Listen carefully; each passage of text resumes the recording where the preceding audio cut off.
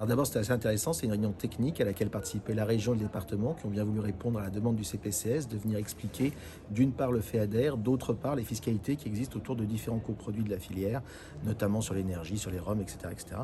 Donc la réunion technique s'est très bien passée, elle était très intéressante et on a eu des discussions franches, constructives avec la région et le département. Ces deux collectivités, depuis le début, soutiennent la filière canne.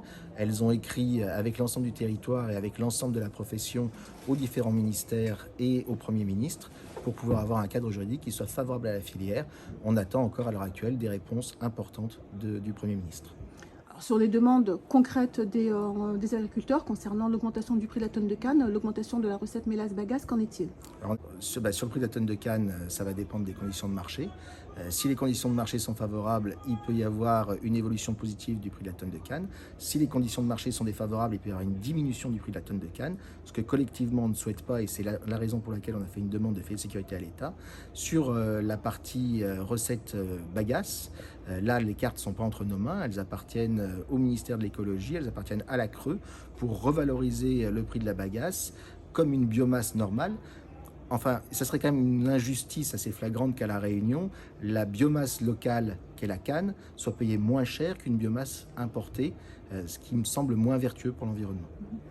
Donc là, pour l'instant, pas de décision encore sur une date d'ouverture potentielle de la coupe. Qu'est-ce Non. qui va se passer demain, après-demain? Qu'est-ce qui va se passer? Une réunion de négociation est prévue. On nous a parlé d'une date au 29 juin. Alors je crois que le 29 juin, ça va être lundi, je pense. Lundi prochain, on devrait discuter de différents paramètres. Mais le cadre extérieur de la filière, il dépend plutôt d'acteurs qui ne sont pas autour de la table, et notamment des réponses qu'on attend de l'État sur les différentes questions qui lui ont été posées.